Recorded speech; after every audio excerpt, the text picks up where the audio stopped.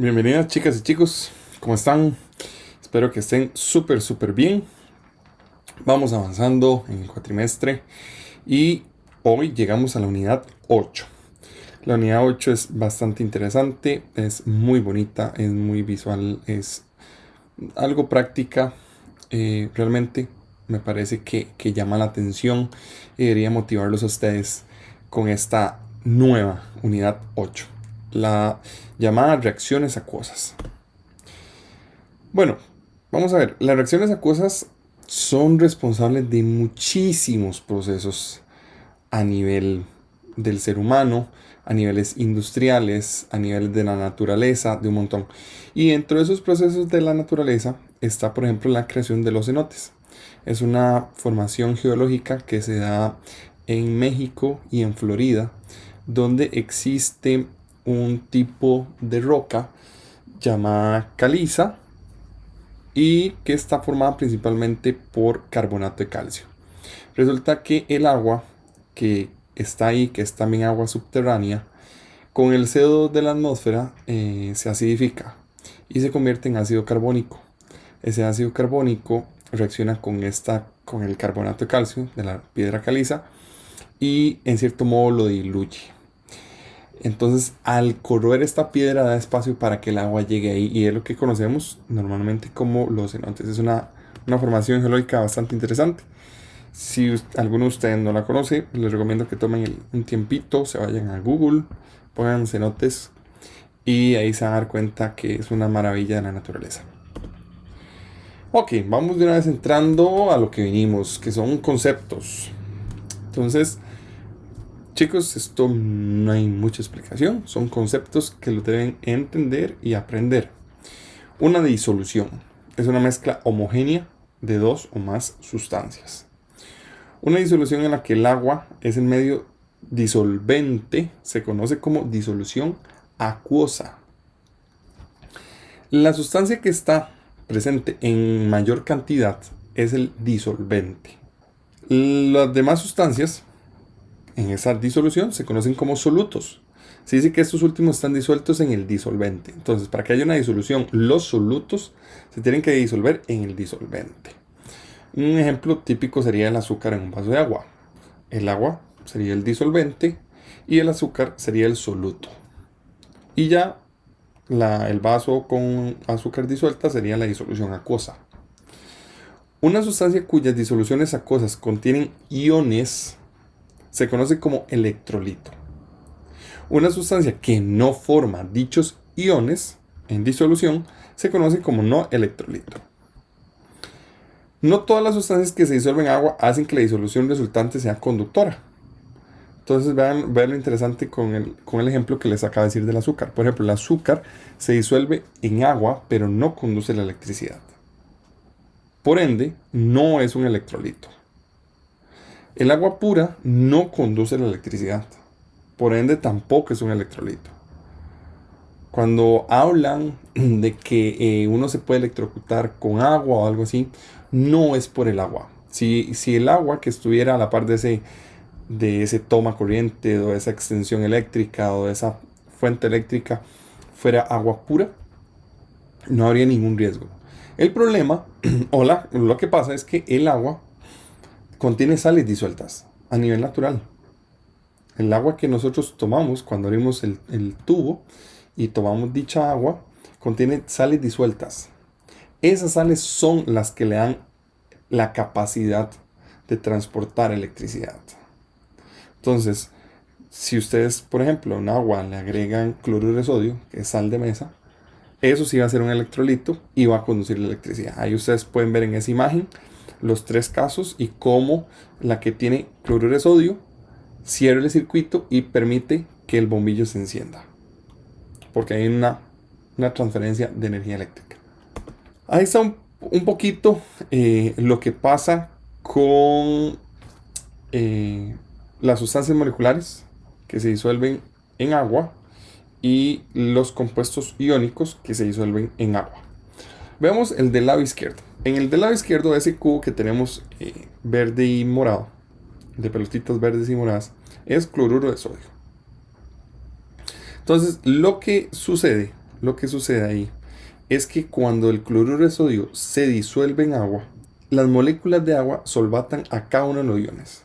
Entonces, separa el ion sodio y el ion cloruro. Y obviamente, dependiendo del lado de la molécula del agua, ahí está la parte positiva o la parte negativa y así se acomoda. En otras palabras, ya no tenemos esta molécula, este compuesto iónico unido, sino que lo separamos en los famosos iones, el cloruro y el sodio. Vean la imagen del lado derecho. Cuando agarramos metanol, que es una sustancia molecular, y la disolvemos en agua, el metanol sigue siendo metanol. Él no se rompe, si se le puede decir así. Él sigue teniendo la molécula completa. Lo único que pasa es que ya no está rodeada de más moléculas de metanol, sino que está rodeada de moléculas de agua. Pero sigue siendo metanol.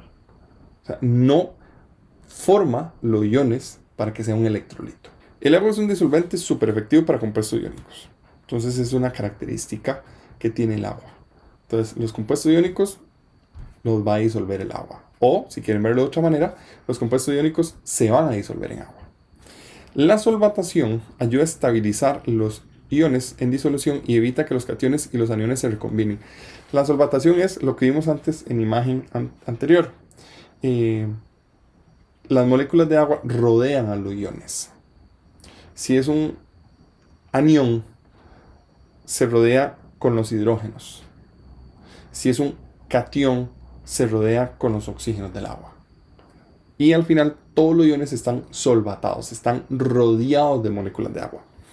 Debido a que los iones y sus corazas de moléculas de agua que los rodean pueden moverse libremente, los iones se dispersan de manera uniforme a través de la disolución.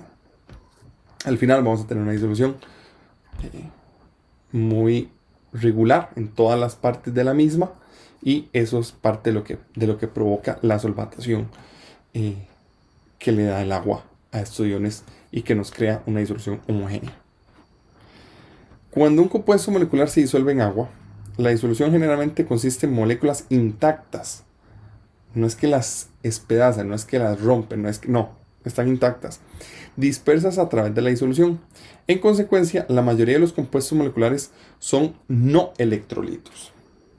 Entonces, la mayoría de los compuestos que se disuelven en agua, que son moleculares, ellos no forman iones. Y si no forman iones, inmediatamente se convierten en no electrolitos. Los electrolitos difieren en cuanto a su capacidad de conducir la electricidad. No todos los electrolitos son iguales. Los electrolitos fuertes, por ejemplo, son aquellos solutos que existen completamente o casi por completo como iones en disolución. Entonces, por ejemplo, el cloruro de sodio, que lo vimos antes. El cloruro de sodio, cuando usted lo pone en agua, se me hace separar en los iones cloruro y en los iones sodios, completamente.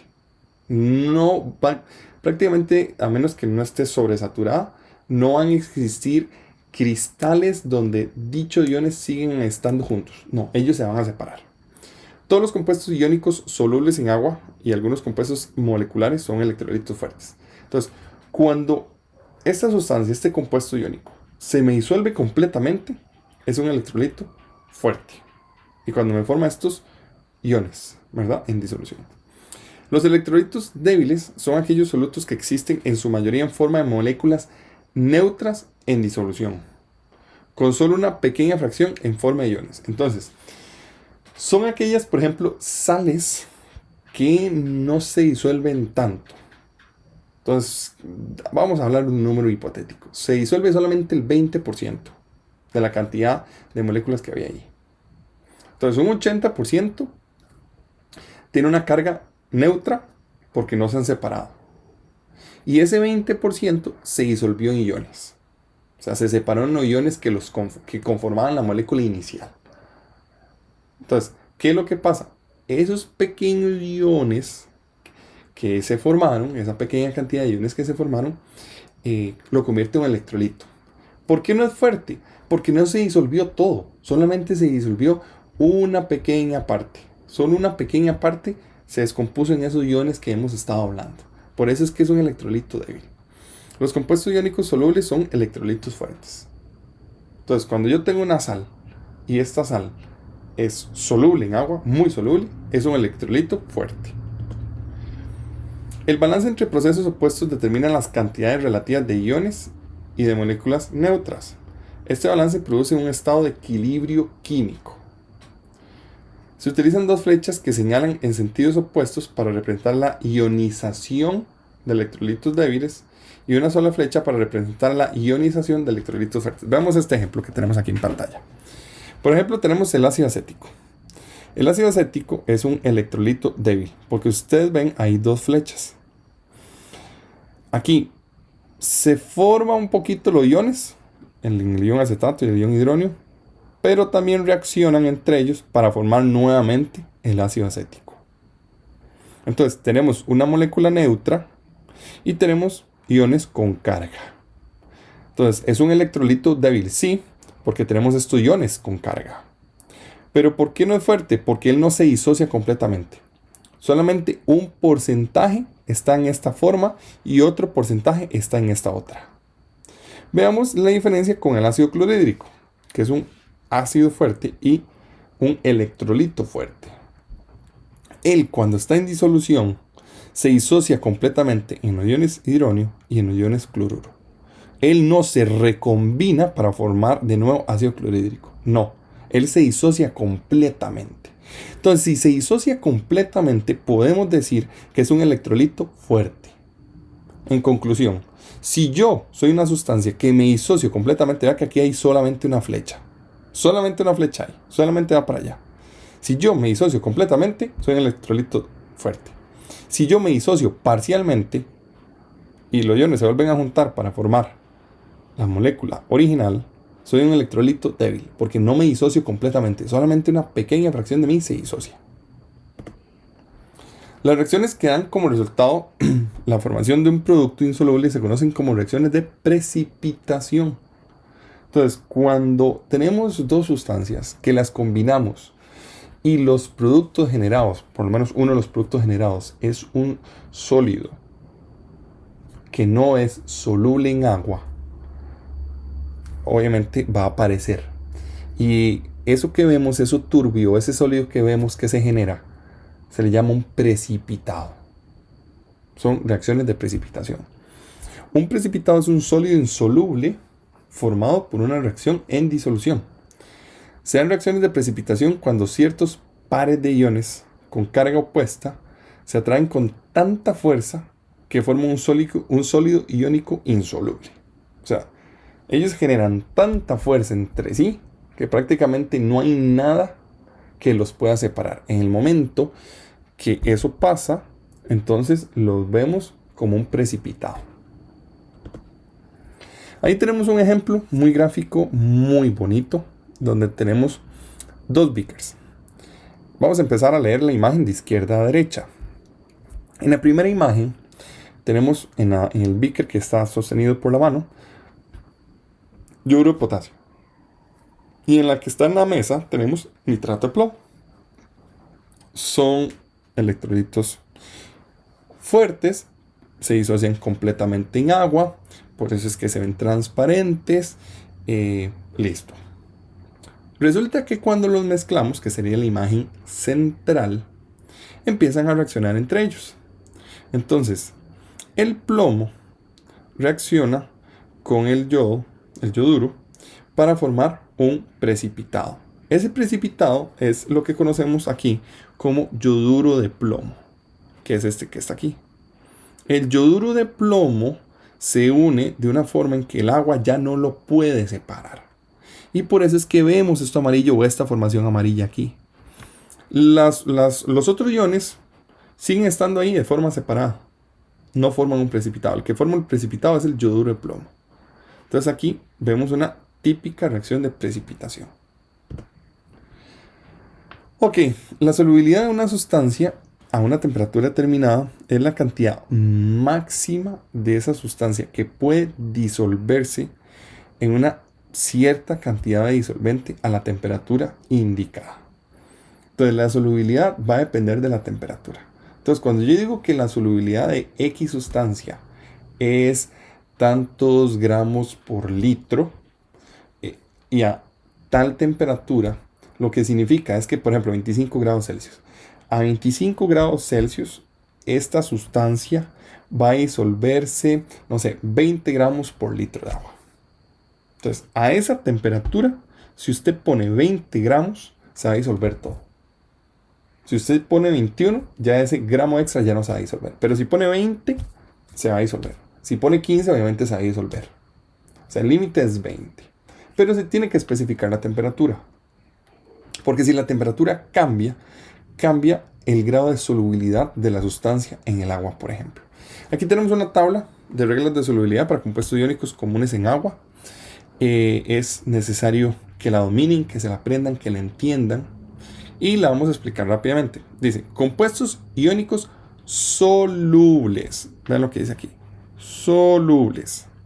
Entonces, son todos aquellos que contienen nitrato. No hay ninguna excepción. O sea, todos los nitratos van a ser compuestos iónicos solubles.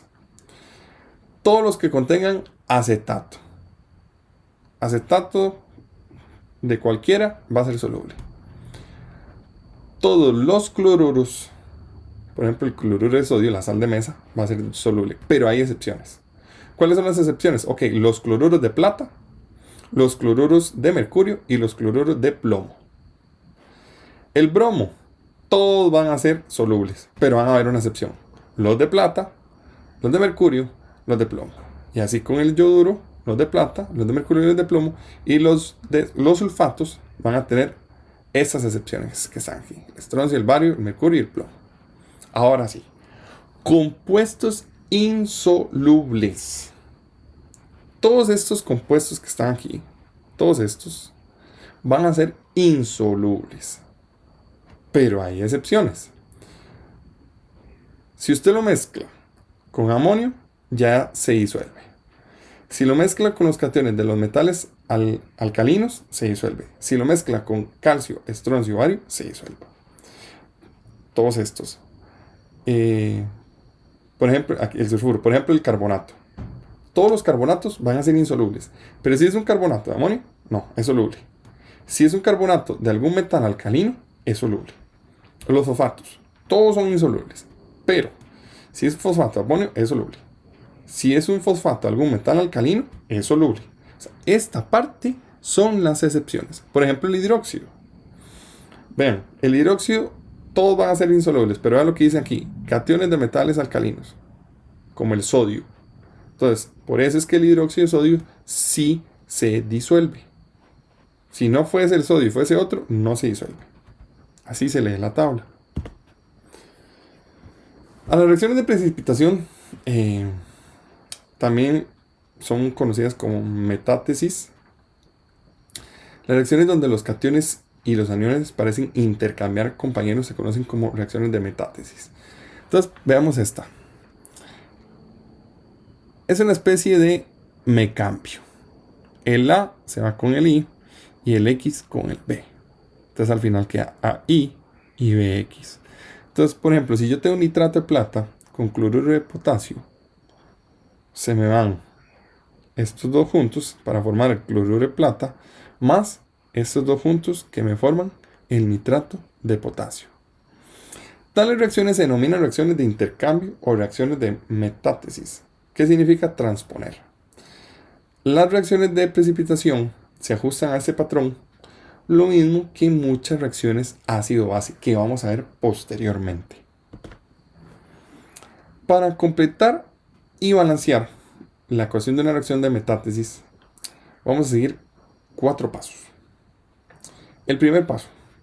Utilicen las fórmulas químicas de los reactivos para determinar los iones que están presentes. Entonces vamos a agarrar cada fórmula de los reactivos para ver cuáles son los iones que están ahí. 2. Escribe las fórmulas químicas de los productos, combinando el catión de un reactivo con el anión del otro. Mediante las cargas iónicas, que ya las conocemos, para determinar los subíndices en las fórmulas químicas. 3. Verifique las solubilidades en agua de los productos. ¿Cómo las verifico? Aprendiéndome la tabla que antes les dije. Si me aprendo esa tabla y las excepciones, ya yo puedo saber las solubilidades en agua de dichos productos. Para que ocurra una reacción de precipitación, al menos un producto debe ser insoluble. Para que se dé la precipitación, por lo menos uno de todos los productos formados debe ser insoluble. Y 4, típico, vamos a balancear la ecuación. Al escribir ecuaciones químicas para reacciones en disolución acuosa, es útil indicar si las sustancias disueltas están presentes como iones o como moléculas. Entonces, una ecuación que muestra las fórmulas químicas completas de los reactivos y los productos se conoce como ecuación molecular. Entonces, aquí tenemos una ecuación molecular porque nos pone las fórmulas completas, no en forma de iones, sino completas. Una ecuación escrita con todos los electrolitos fuertes solubles mostrados como iones se conoce como ecuación iónica completa. Entonces aquí vemos como el nitrato de plomo se separa en los iones que lo componen, el plomo y el nitrato, el yoduro de potasio, potasio y el yoduro. Ok, el yoduro de plomo no se puede descomponer porque es un sólido, entonces él precipita, él no está como un ion porque no es un electrolito en este caso. El yoduro de plomo, al no disolverse, no es un electrolito fuerte ni soluble, por eso es que es sólido. El nitrato de potasio, aquí lo representamos como el ion potasio y el ion nitrato, porque es un electrolito fuerte, soluble. Entonces, esa es la diferencia entre una ecuación molecular y una ecuación iónica completa. Los iones que aparecen en forma idénticas, los iones que están a ambos lados de una ecuación iónica completa, se conocen como iones espectadores. Entonces veamos aquí. Plomo está al lado de los reactivos, pero al lado de los productos no. Entonces él no es un ion espectador. El nitrato. Vamos a ver, el nitrato está aquí en el lado de los reactivos. Vamos a ver en el lado de los productos. Nitrato, está aquí. Entonces el nitrato tiene que ser un ion espectador. El potasio está aquí. También está aquí, es un espectador. El yoduro, no. El yoduro solo está a un lado, entonces no es un ion espectador. Si se omiten los iones espectadores de la ecuación, se cancelan, como en las cantidades algebraicas, ¿verdad? Cuando tenemos dos números iguales a ambos lados de la igualdad, digamos que los quitamos, nos queda la ecuación iónica neta. Cuando quitamos estos iones espectadores, nos queda solamente el plomo, aquí está, el yoduro, aquí está, y el yoduro de plomo, que es un sólido, aquí está. Esta sería la ecuación iónica neta. Ojo, si todos los iones de una ecuación iónica completa son espectadores, no hubo reacción.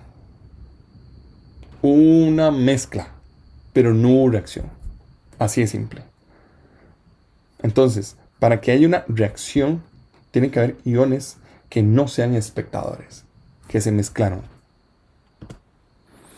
Los siguientes 4 pasos resumen el procedimiento para escribir las ecuaciones iónicas o ecuaciones iónicas netas. Esto es una especie de diapositiva, un poco repaso, pero la vamos a mencionar rápidamente. 1. Escribe una ecuación molecular balanceada para la reacción, mediante las fórmulas correctas para los compuestos iónicos de reactivos y productos.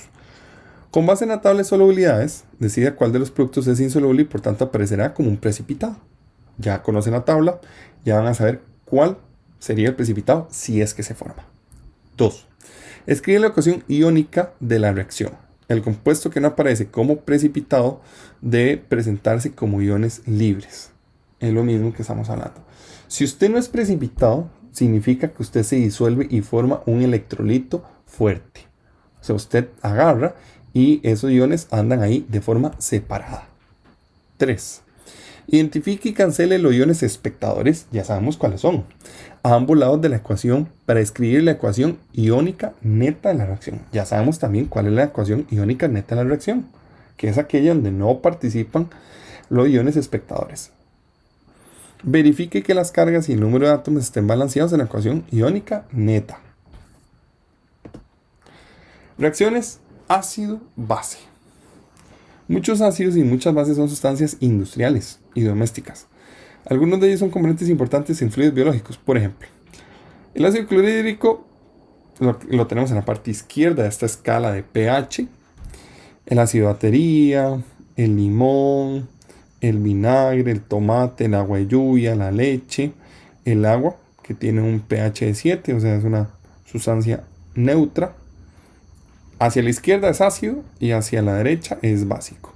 Tenemos el huevo, el detergente, el jabón de manos, el blanqueador, etc. ¿Qué son los ácidos? Los ácidos son sustancias que se ionizan en disoluciones acuosas para formar iones hidrógeno o iones hidrónio, que es lo que tenemos ahí, H+. Entonces, los ácidos son aquellos que cuando están en disoluciones acuosas me liberan H+. Esos son ácidos. Dado que un átomo de hidrógeno consiste en un protón y un electrón, porque recuerden que el átomo de hidrógeno no tiene neutrones, el hidrógeno, el H+, el ion hidrónio, no es más que un protón. Y claro, porque se le fue el electrón, por eso es que es H+. Él perdió el único electrón que tenía. Por eso a los ácidos también se les conoce como donadores de protones. Así también se les conoce a los ácidos. Ahí tenemos algunos ejemplos: el ácido clorhídrico, el nítrico y el acético. Las moléculas de diferentes ácidos pueden ionizarse para formar diferentes números de iones H+.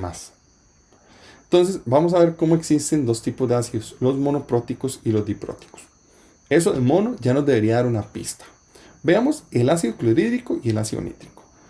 Dichos ácidos son ácidos monopróticos porque producen solamente un H+ por molécula de ácido. O sea, cada molécula de ácido me va a producir solamente uno de estos. Solamente un ion hidrógeno y solo un H+.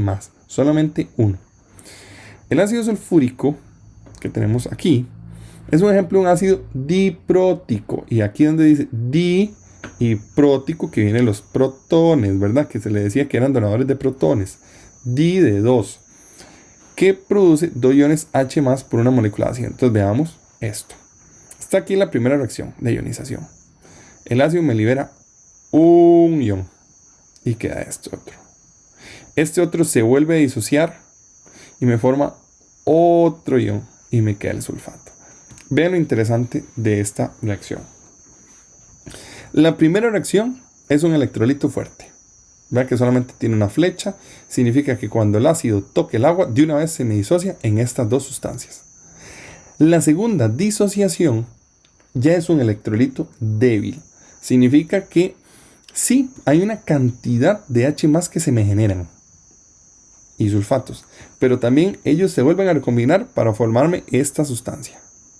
Entonces no se disocia completamente. Entonces podríamos decir que el primer hidrógeno del ácido sulfúrico es fuerte, pero el segundo no lo es.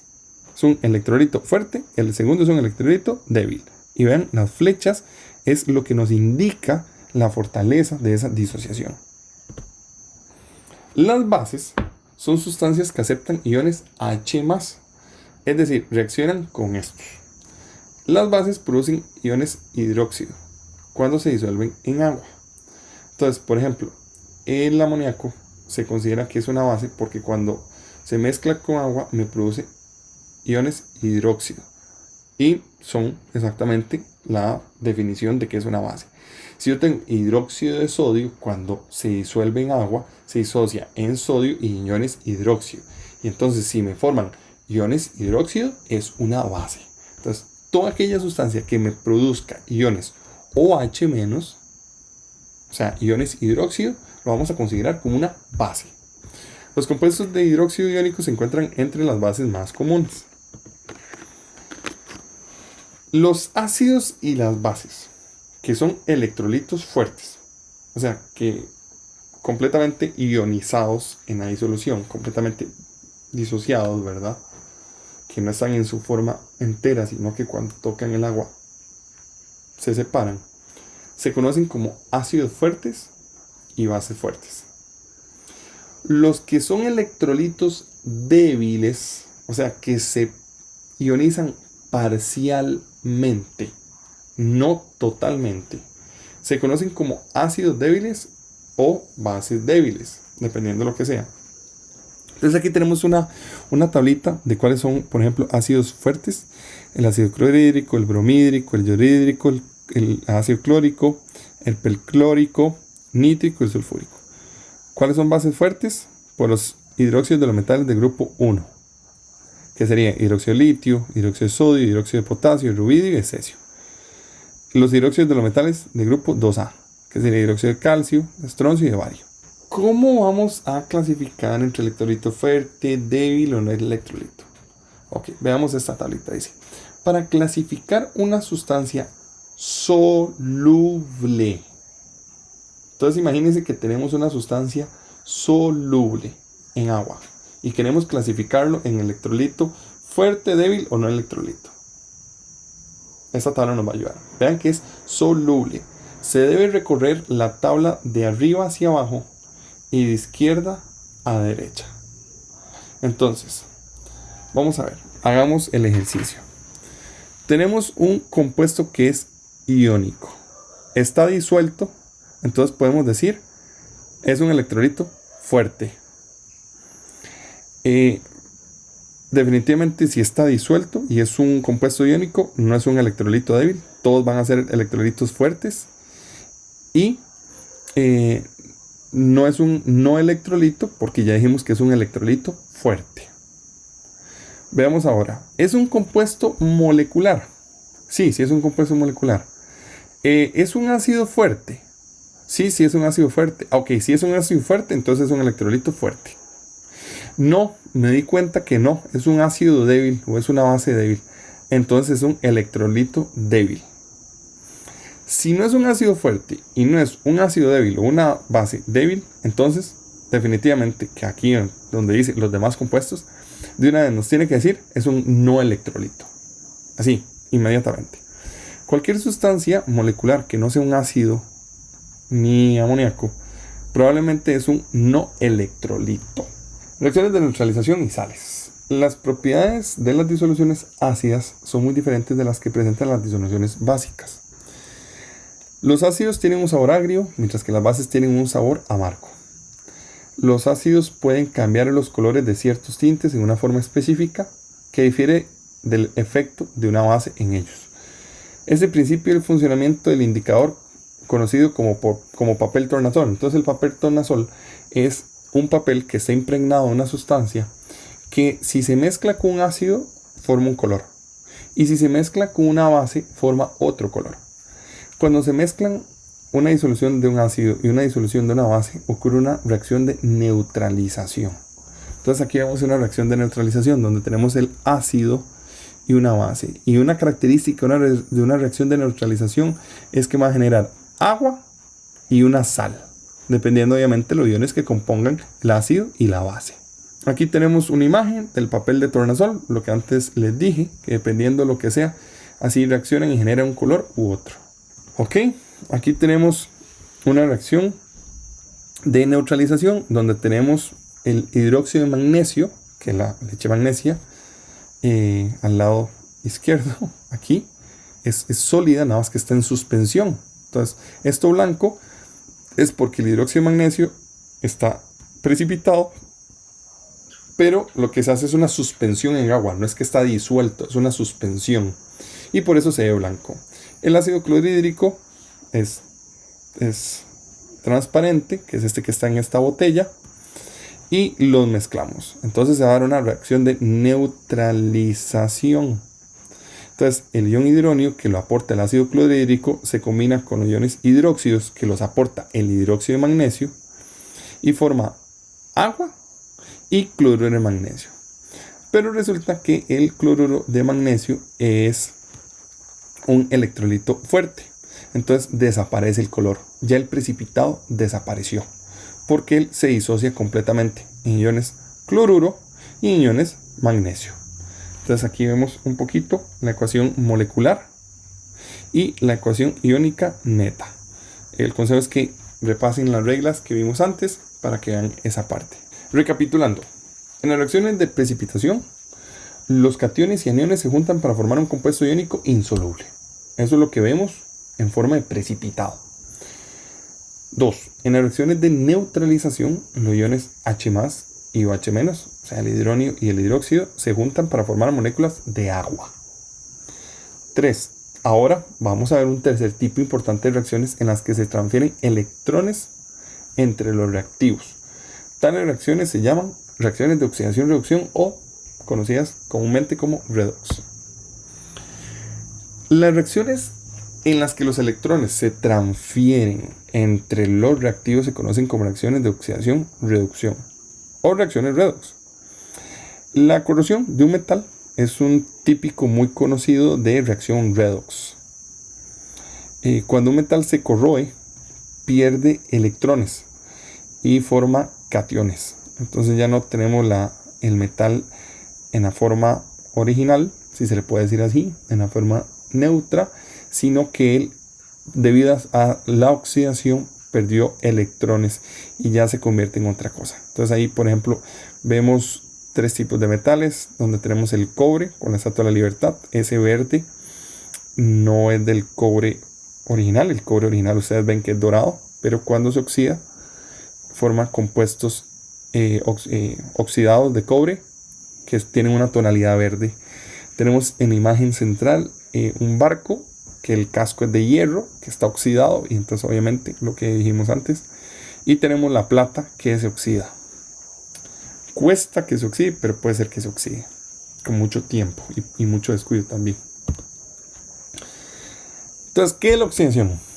Bueno, podremos resumir la oxidación como la pérdida de electrones. Entonces, cuando yo pierdo electrones, me oxido. Eso es la oxidación. Cuando yo gano electrones, se dice que es reducción. Entonces, veamos esta imagen de aquí. Este es un reactivo, este es oxígeno. Entonces, esta sustancia perdió electrones y él se oxidó. El oxígeno ganó dichos electrones. Los electrones que alguien pierde los debe ganar el otro. Esos electrones que el R perdió los ganó el oxígeno, por ende el oxígeno se redujo. Ahí está. Cuando un reactivo pierde electrones, es decir, cuando se oxida, otro reactivo debe ganarlos. Lo acaba de decir y es bueno repetirlo. En otras palabras, la oxidación de una sustancia va aparejada con la reducción de alguna otra. No puede existir una reacción de redox, oxidación-reducción, donde solamente uno lo pierda sin que otro lo gane. Siempre que uno lo pierde, otro lo debe ganar. Ahí tenemos, por ejemplo, el calcio, que reacciona con el oxígeno del aire. El calcio empieza a perder electrones. El oxígeno gana dichos electrones. Y se empieza a formar una sustancia distinta a la inicial. Vean que el color no es el mismo, donde ya no es calcio, sino es óxido de calcio. Números de oxidación. Eso se vio en unidades pasadas. Lo vamos a retomar de una forma rápida, precisamente por lo mismo. A cada átomo de una sustancia neutra o ion se le asigna un número de oxidación. En el caso de iones monoatómicos, el número de oxidación coincide con la carga. Cuando se trata de moléculas neutras y iones poliatómicos, el número de oxidación de un átomo determinado es una carga hipotética que se asigna artificialmente dividiendo el total de electrones entre el total de átomos en la molécula o en el ion. Lo más importante de esa parte es que, por ejemplo, una molécula neutra tiene un número de oxidación de 0. La oxidación ocurre cuando el número de oxidación aumenta, mientras que la reducción ocurre cuando el número de oxidación disminuye. Entonces, si yo tengo un ion que tiene una carga de más 2 y ahora tiene más 3, significa que perdió un electrón. Significa que aumentó su número de oxidación y por ende se oxidó. Si por el contrario yo tenía más 3 y ahora tengo más 2, se redujo ese número de oxidación. Significa que mi sustancia sufrió un proceso de reducción, porque en lugar de perder electrones, más bien ganó un electrón. Entonces eso es un juego que tiene que hacerse. Ok, ¿cuáles son las reglas para asignar los números de oxidación? 1. El número de oxidación de un átomo en su forma elemental siempre es 0. Entonces así, cada uno de los átomos de hidrógeno en una molécula de H2 tiene un número de oxidación de 0. 2. El número de oxidación de cualquier ion monoatómico es igual a su carga. el potasio más, tiene un número de oxidación de +1. El S2- tiene un número de oxidación de -2. Entonces, de nuevo, el sulfuro, y obviamente lo que hizo fue que ganó 2 electrones y el potasio perdió un electrón. Por eso es que es +1 y el otro es -2. Si el potasio pierde otro electrón, sería un +2, porque ha perdido ya 2 electrones. Si el sulfuro más bien gana un electrón, sería -3, o sea, 3 menos. Entonces eso es un juego matemático que se los deben aprender. Cómo entender cuándo se oxida, cuándo se reduce un ion o una molécula. 3. Los no metales por lo regular tienen números de oxidación negativos, aunque en ocasiones pueden tener números positivos. Entonces vamos a mencionar rápidamente. El número de oxidación del oxígeno normalmente es -2 en compuestos tanto iónicos como moleculares. La principal excepción son los compuestos llamados peróxidos, que contienen el ion O2, 2-, donde cada átomo de oxígeno tiene un número de oxidación de -1. Ya no es -2, como dijimos anteriormente. B. El número de oxidación del hidrógeno es +1 cuando está unido a un no metal y es -1 cuando está unido a metales. C. El número de oxidación del flúor es -1 en todos sus compuestos. Los demás halógenos tienen un número de oxidación de -1 en la mayor parte de sus compuestos binarios, pero cuando se combinan con oxígeno, como en los oxianiones, tienen estados de oxidación positivos. 4. La suma de los números de oxidación de todos los átomos de un compuesto neutro es 0. La suma de los números de oxidación en un ion poliatómico es igual a la carga del ion. Entonces veamos veamos el ion hidróneo. El número de oxidación de cada hidrógeno es +1 y el del oxígeno es -2.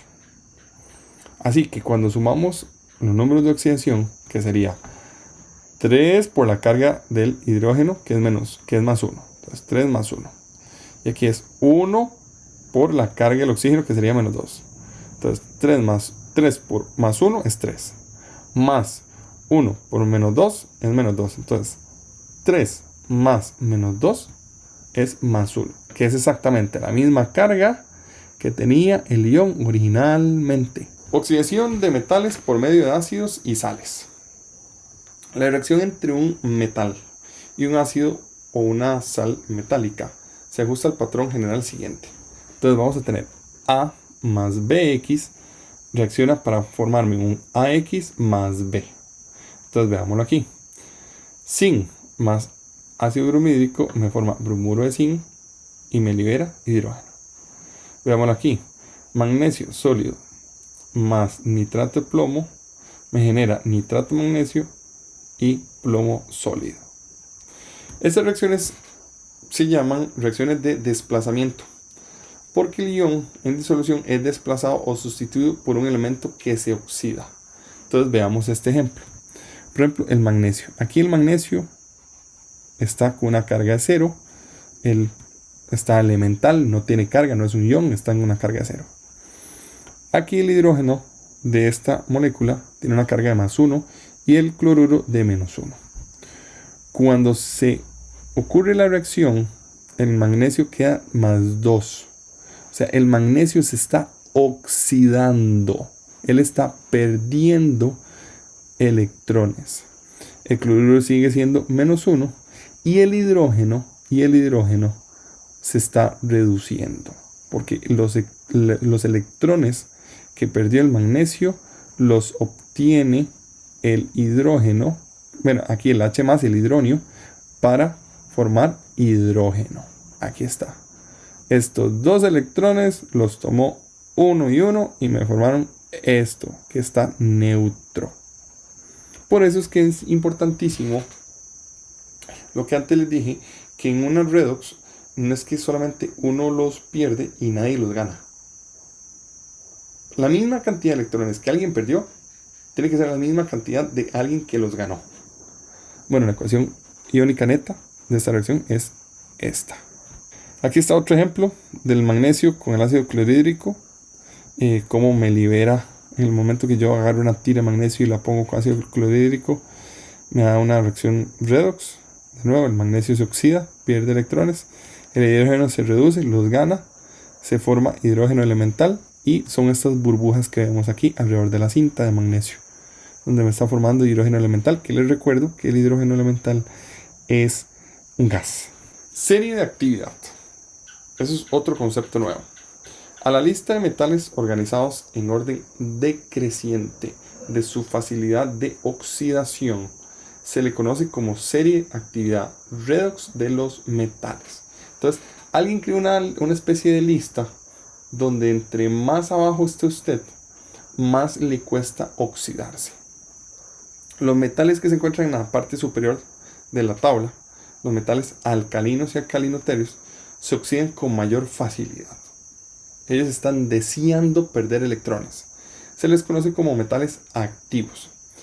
Los metales que se encuentran en la parte inferior de la serie de actividad redox son muy estables y forman compuestos con mayor dificultad. No es que no reaccionan, pero ellos no tienen necesidad de perder electrones. Entonces no reaccionan tan fácilmente.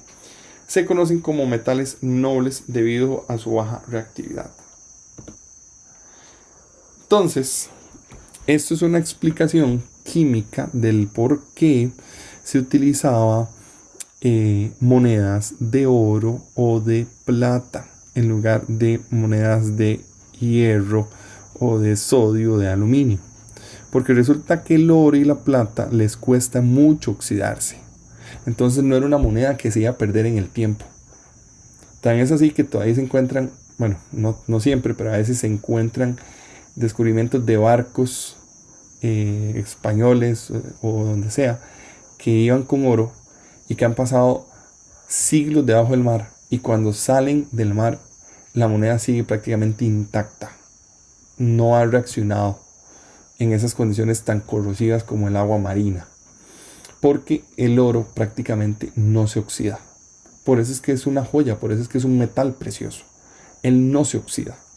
Por eso es que podemos tener una cadena de nuestro abuelo, de nuestra abuela, que tiene, no sé, 70, 100 años y sigue estando intacta. Quizás un poco de polvo, quizás el brillo inicial no, pero sigue estando intacta.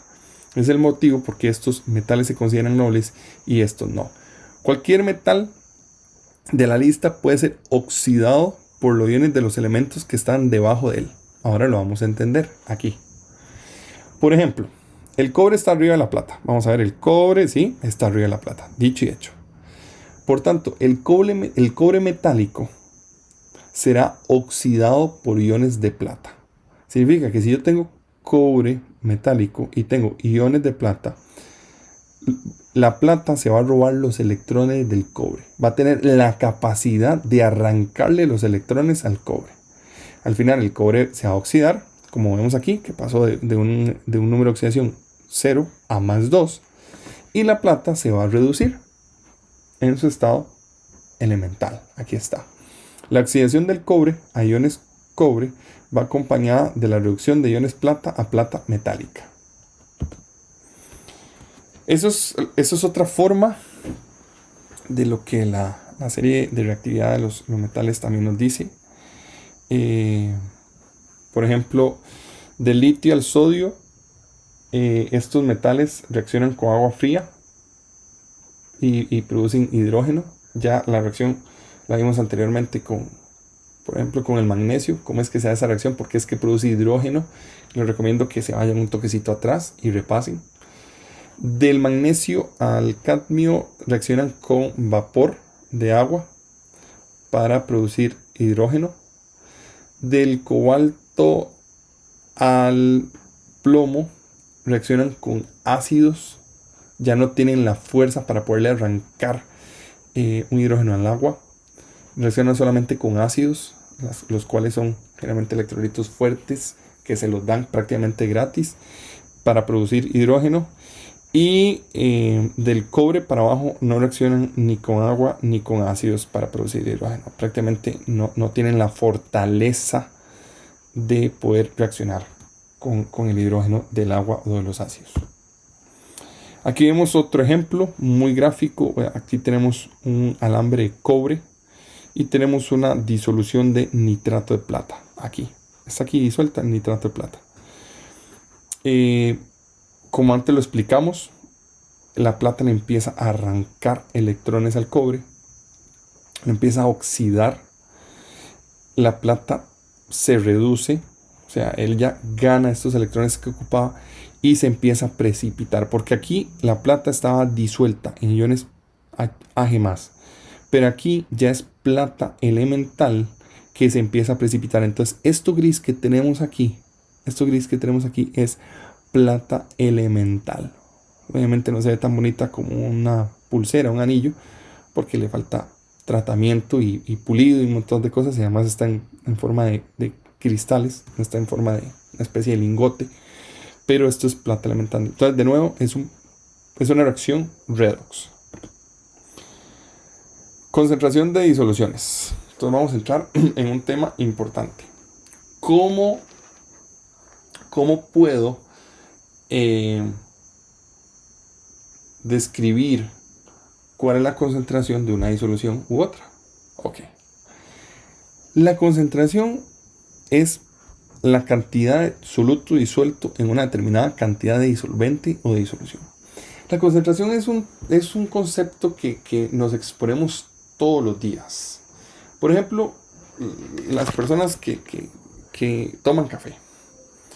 Hay gente que hace un café muy ralo, o sea, está muy diluido, y hay gente que toman cafés más concentrados, lo que llama la gente tintas, o no sé. Significa que está más concentrado todo lo que se le saca al café. Y así con un montón de cosas, ¿verdad? Si yo agarro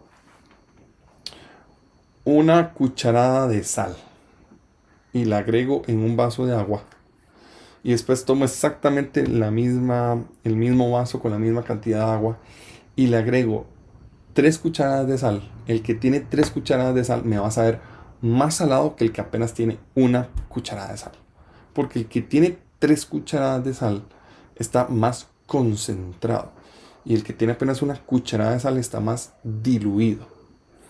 A mayor cantidad de soluto disuelto en una cierta cantidad de disolvente, más concentrado es ese soluto en la disolución resultante. Lo que acabo de explicar del vaso de agua, el mismo vaso de agua, la misma cantidad de agua, uno con una cucharada de sal y otro con 3. La molaridad es un concepto nuevo e hiper necesario que se domine de por vida. ¿Qué es? La molaridad expresa la concentración del soluto X en una disolución como el número de moles, no gramos, moles de soluto en un litro de disolución. Ese es el concepto de molaridad. Moles de soluto en el volumen de la disolución en litros. Entonces veamos cómo se prepara una disolución de 0.25 litros a una concentración de 1 molar de sulfato de cobre. Se pesan 39.9 gramos de sulfato de cobre. ¿Por qué eso?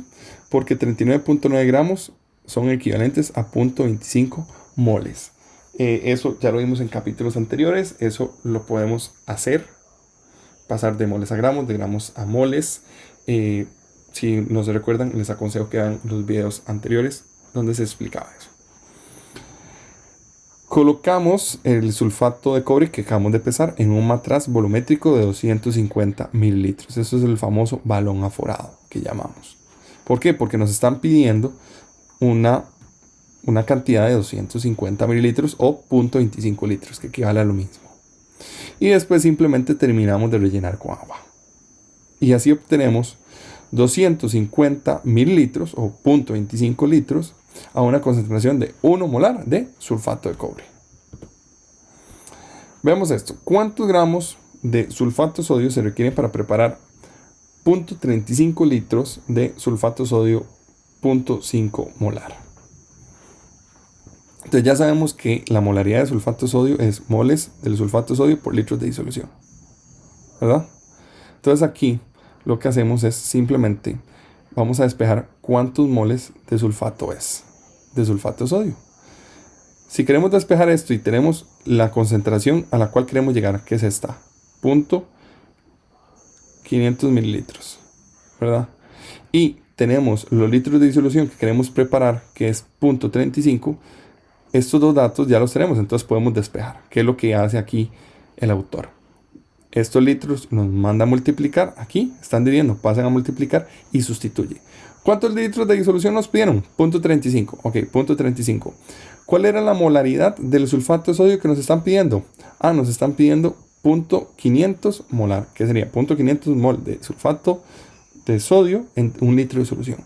Se me da litros de disolución con litros de disolución y me quedan solo los moles, que son 0.175 mol por sulfato de sodio. Pero necesitamos pasar eso a gramos, porque no existe una sola máquina que nos mida moles. No existe ningún molómetro en la vida. Entonces, esos moles con la masa molar del sulfato de sodio, que ya eso es algo que lo sabemos hacer, hacemos el cálculo y nos da que es 24.9 gramos de sulfato de sodio. Entonces, si quisiéramos preparar eso, tenemos que agarrar 24.9 gramos de sulfato de sodio y diluirlo en 0.35 litros de disolución. Y nos vamos a dar, o vamos a obtener, una disolución con esta concentración. ¿Cómo expresar la concentración de un electrolito? Cuando se disuelve un compuesto iónico, las concentraciones relativas de los iones que entran en la disolución dependen de la fórmula química del compuesto. Eso es saber mejor con un ejemplo. Por ejemplo, una disolución 1 molar de cloruro de sodio es 1 molar de iones sodio y 1 molar de iones cloruro. De manera análoga, una disolución 1 molar de sulfato de sodio es 2 molar en iones sodio y 1 molar en iones sulfato. Por tanto, la concentración de una disolución de un electrolito se puede especificar en términos del compuesto empleado para preparar la disolución, que en el 99% de las ocasiones así se emplea como todo el compuesto, no por iones, o bien en términos de los iones contenidos en la disolución, en términos de sodio y en términos de sulfato. Esto no es práctico, prácticamente no se usa. Siempre se va a reportar en términos de toda la sustancia completa. ¿Qué concentración molar tiene cada uno de los iones presentes en una disolución acuosa? 0.025 molar de nitrato de calcio. Ok. El nitrato de calcio se compone de iones calcio, 2+, y iones nitrato. Así que su fórmula química es CaNO3, entre paréntesis, 2. Aquí como está aquí. La pueden ver aquí. Dado que hay 2 iones nitrato por cada ion calcio en el compuesto, cada mol de nitrato de calcio que se disuelve se disociará en 1 mol de calcio y en 2 moles de nitrato. Por tanto, una disolución 0.25 mol de nitrato de calcio será 0.25 mol de calcio y 2 por 0.25 mol de nitrato, porque teníamos 2. Entonces sería 0,050 molar en nitrato. Por eso es que este tipo de cosas casi no se usan, porque al final tenés que hacer muchos cálculos. Entonces es preferible decir cuál es la concentración del nitrato de calcio y no separarlo. Las disoluciones de un soluto que se utilizan en el laboratorio se compran o se preparan en forma concentrada. Se conocen como disoluciones madre. Entonces las disoluciones madre, que vendría a ser esta en el ejemplo, es una disolución concentrada. Usted la compra o la crea así, concentrada. Y después usted lo que hace es va diluyendo dependiendo de lo que necesite. Las diluciones de menor concentración en el soluto se obtienen agregando agua a porciones de la disolución madre. Este proceso se llama dilución. Entonces, cuando usted agarra partes de la disolución madre y aquí, por ejemplo, agarró 3 mililitros, 4 mililitros, por ejemplo, aquí apenas agarró 3, aquí apenas agarró 2 y aquí apenas agarró 1. Por eso es que se va viendo más diluido, porque está utilizando menor cantidad de la disolución madre. Para ilustrar la preparación de una disolución diluida a partir de una disolución concentrada, vamos a suponer un ejemplo. Supongamos que queremos preparar 250 mililitros o 0.25 litros de una disolución 0.100 molar de sulfato de cobre o 0.1 molar de sulfato de cobre, diluyendo una disolución TOC, que es a 1 molar. O sea, tenemos una disolución concentrada que está a 1 molar y queremos preparar 250 mililitros a una que esté a 0.1 molar. Una décima parte de la concentración. Entonces, hay algo que tenemos que recordarnos. Los moles del soluto antes de diluir son iguales a los moles del soluto después de diluir. Eso lo que quiere decir es que los moles del soluto no cambian. Lo que cambian es el volumen de la disolución. Eso es lo que se forma, por ejemplo, la dilución. Los moles son los mismos, los que cambian es la disolución que se forma y por eso es que se vuelve más diluido. Eso es una técnica. En esta diapositiva 46 les voy a mostrar una técnica. A mí en lo personal no me gusta tanto, creo que confunde al estudiante. Ahora vamos a ver otra técnica que creo que es más fácil. Puesto que conocemos tanto el volumen como la concentración de la disolución diluida, podemos calcular el número de moles del sulfato que contiene. Entonces hagamos el ejercicio. Ok, queremos preparar 0.25 mililitros de la disolución. Ok, está bien. Resulta y acontece que lo queremos preparar a esta concentración, 0.1 molar de sulfato de cobre. Cuando hacemos esta multiplicación, obtenemos estos moles de sulfato de cobre. O sea, en la disolución que queremos preparar, que serían 250 mililitros, a esta concentración, vamos a tener estos moles. Entonces, ¿a cuántos moles, con estos moles, cuánto tengo que agregar de la disolución madre para obtener estos moles aquí? De nuevo, no es una forma tan clara de ver. Me parece que es un poquito compleja, pero lo vamos a intentar. Entonces, la primera etapa es saber cuántos moles hay en la disolución que yo quiero crear. Ya lo obtuve. 0.0250 moles de sulfato de cobre. La segunda pregunta es, ok, ¿cuánta cantidad de esa disolución, si yo la tomo, voy a tener exactamente esos moles que yo ocupo? ¿Cuánto necesito coger o tomar de esta disolución para tener esos moles que yo ocupo? Entonces se hace esta otra multiplicación. 0.0250 moles de sulfato de cobre y lo multiplico por la concentración de la disolución madre, que es 1 molar. Obviamente lo único que le hago es darle vuelta para poder eliminar moles con moles. Pero esta es la misma, esta es esta concentración. Multiplico y me da esto. Significa que para yo obtener esta disolución de acá, esta disolución, yo tengo que tomar 0,0250 litros de la disolución madre y obtener al final 0.25 litros. ¿Tiene sentido? Claro que tiene sentido. Tiene sentido. ¿Por qué? Porque la disolución que yo quiero obtener es una décima de la disolución madre. Y por ende, yo lo único que necesito tomar es una décima parte de lo que iba a preparar inicialmente de la disolución madre. De nuevo, es una forma, se entiende, hay que estar muy concentrado para saber usted qué debe buscar y después cómo obtenerlo del otro, pero hay otra forma que me gusta más. Bueno, ahí está un poquito el uso de las disoluciones madres, cómo se toma X cantidad de una disolución madre y se pone en otro matraz, se lleva a un nuevo volumen y se obtiene la concentración que andamos buscando. Ok. Resulta que, como ustedes vieron, hacerlo de esa forma no es que sea imposible.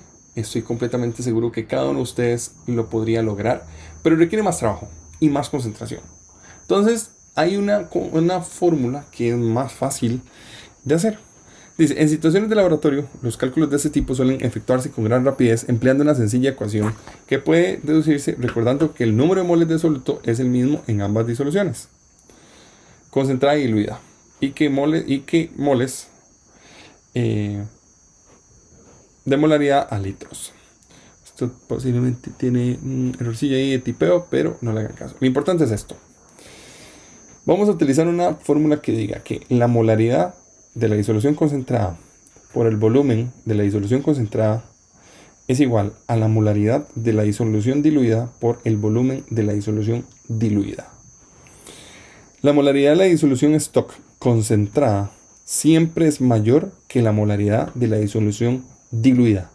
Chicos, esto que está en celeste se lo deben de aprender para asegurarse que los cálculos lo hicieron correctamente. Dado que el volumen de la disolución aumenta al diluirse, el volumen diluido siempre es mayor al volumen concentrado. Esto es esencial para que logren corroborar los ejercicios que hicieron. Vamos a hacer este ejercicio. ¿Cuántos mililitros de ácido sulfúrico 3 molar se requiere para preparar 450 mililitros de ácido sulfúrico 0.10 molar? Moles de la... Vamos a hacer aquí la opción. Moles de la disolución diluida. Entonces aquí, 0.45 litros de la disolución, ¿verdad? Que la que queremos preparar por la concentración de la disolución que queremos preparar, obtenemos los moles del ácido. Ok, dice aquí, calculamos el volumen de disolución concentrada que contiene 0.45 moles de ácido sulfúrico. Entonces los litros de la disolución que están aquí van a ser estos moles, que son los que queremos obtener en esta disolución. Aquí están. Vamos a ver cuántos mililitros de esta yo tengo que tomar para obtener estos moles de aquí. Cuando yo hago el cálculo, me da que tengo que tomar 0.15 litros de disolución. Si convertimos litros a mililitros, obtenemos que 15 mililitros. Dense en cuenta que esta era la primera explicación. Dense en cuenta que se entiende cuando usted dice, bueno, primero tengo que saber cuántos moles tengo aquí. Y después, ¿cuánto tengo que tomar de aquí para tener la misma cantidad de moles que quiero obtener de aquí? Es esto que estamos haciendo. Obtenemos 15 mililitros. Pero utilicemos la otra forma. La forma de una concentración, una molaridad de la concentrada por el volumen de la concentrada es igual a la molaridad de la diluida por el volumen de la diluida. Y empecemos a sustituir. Ok, vamos a ver. Veamos de nuevo lo que nos preguntan. ¿Cuántos mililitros de la concentrada tengo que tomar yo si quiero preparar esto de la diluida? 450 mililitros y a esa concentración de la diluida. Vamos a ver qué sí tenemos y qué nos hace falta. Lo primero es la concentración o la molaridad de la concentrada. ¿La tenemos? Sí, sí la tenemos. Nos dicen que es 3 molar. ¿El volumen de la concentrada lo tenemos? No, precisamente nuestra incógnita. ¿Cuánto de la concentrada debemos tomar? Es igual al otro lado. ¿Concentración de la diluida? Sí, tenemos concentración de la diluida. Nos dijeron que es 0.10 molar. ¿Tenemos el volumen de la diluida? Sí, nos dijeron que tenemos que preparar 450 mililitros de la diluida. Esto está multiplicando, pasa a dividir. Hacemos una operación algebraica muy simple. Sea molaridad con molaridad, nos quedan solamente los mililitros y nos dan 15 mililitros. Significa que yo tengo que tomar 15 mililitros de esta disolución concentrada, preparar una disolución final diluida de 450 mililitros y ya yo voy a obtener esta concentración que ando buscando. Y estos 15 mililitros son exactamente los mismos 15 mililitros que están aquí. Pero es precisamente lo que veo yo, que esta parte es muchísimo más rápida y más fácil de entender que esta otra. No significa que si usted lo hace por esta forma esté mal o nada por el estilo. Simplemente le va a requerir más pasos. Eso es todo.